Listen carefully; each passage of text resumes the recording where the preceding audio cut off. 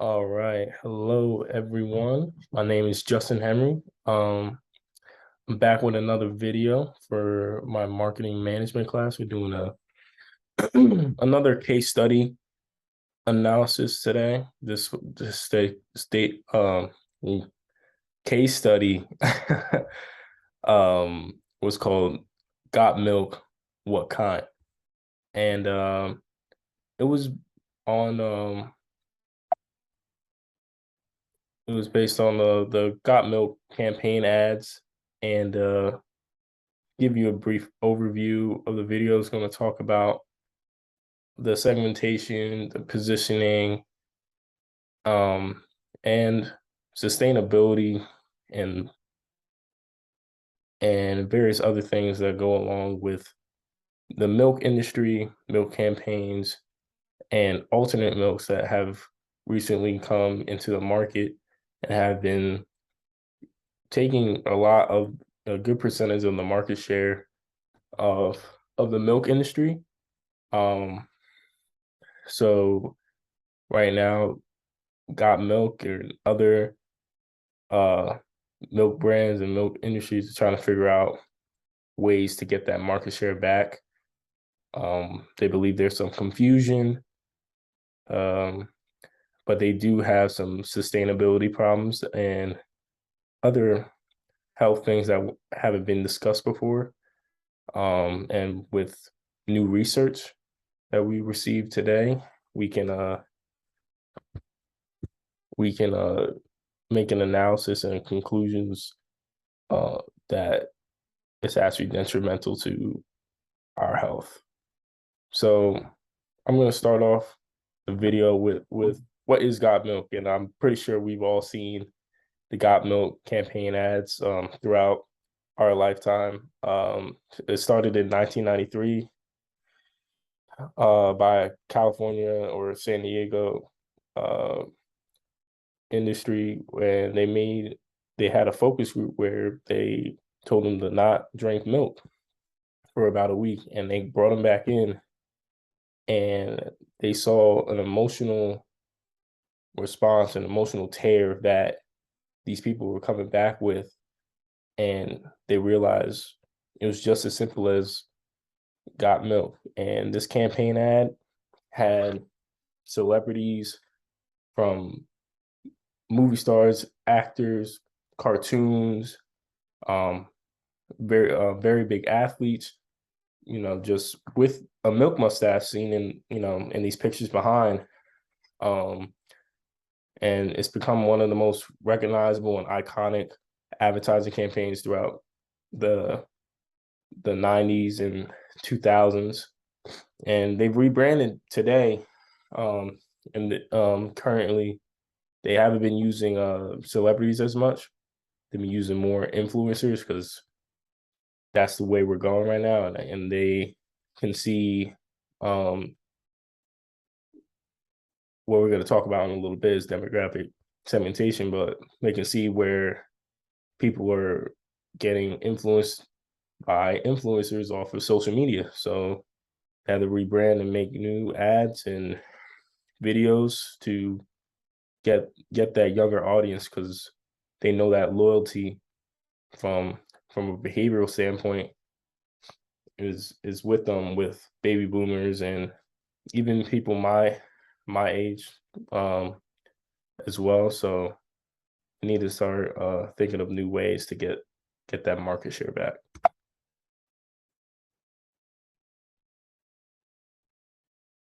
So just to talk about the alternative milks, and one of the first questions was asking about how would segmentation of alternative milks um be like. And I thought of three of different types of segmentation that I felt fit best, which is psychographic. Um, Psychographic has to do with the lifestyles, the values, and the attitudes of consumers. So this goes with the lifestyle choices. So health, whether it's fitness or health conscious with diet. Um, so if they care about the environment, types of things like that. And also there comes behavioral, which from a behavioral standpoint, um, you have the loyalty, you can wage the loyalty of a consumer or how quickly they adopt a product or how quickly they learn about a product from another person. And and then we have the demographic, which is your age, your race, income, things like that. And how does this tie in with alternative milks? And how can this be positioned so in a psychographic standpoint, like I said, a health conscious type of person, and sustainability, I feel it would fit best for alternative milks because of um, the nutrition, and nutrition wise, it's better for your bones, just your body overall, because of the high fat content that milk has. Even on a demographic standpoint, um, there are a lot of people of color, especially actually African Americans. Um, us, we are most likely more than, I believe, 65 to 80%, or 65 to 80, yeah, 65 to 80% more likely to be lactose intolerant than most other races. So we have to take that into account. And food pyramids don't go along with that. So I feel like that's a good positioning standpoint on a demographic standpoint that alternative milks can take. And then how it affects the environment. The alternative milks use way less milk than dairy milk uses. Dairy milk uses about 144 gallons of water um,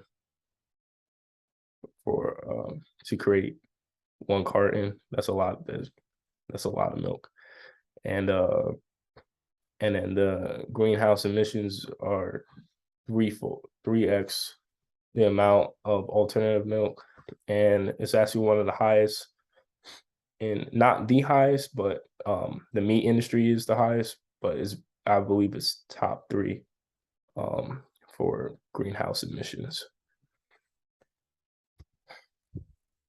And then there's some arguments going on over the past years over labeling laws and whether or not um, alternative milk should be allowed to have milk in their name, a non-dairy product to have milk or cheese or things in that manner. And the FDA, I have the definition right here.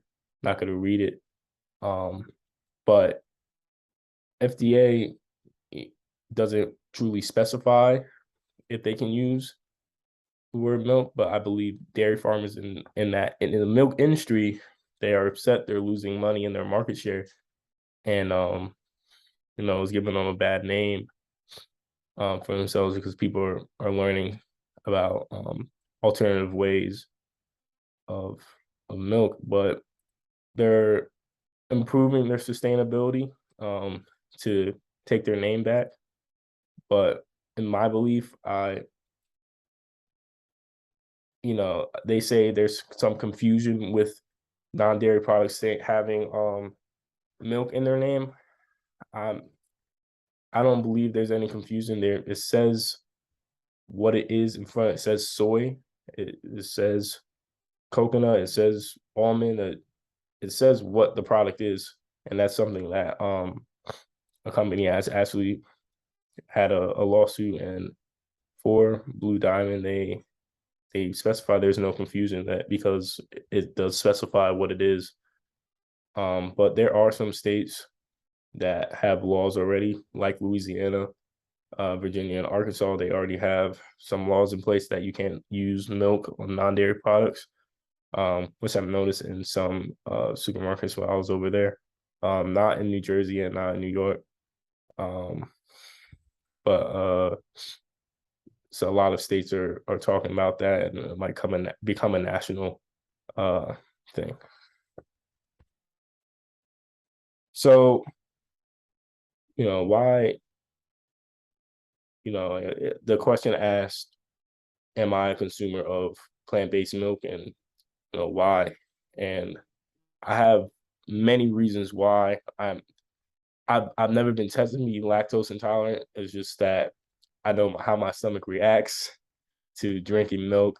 Um, and then I actually noticed I have very, very sensitive skin, and I learned that the gut is like the second brain, and it controls a lot of other bodily functions. So, you kind of, when you hear the saying, you are what you eat, um, I noticed that when I would drink or eat cheese, my face would break out very easily, but my breakouts are very minimal now.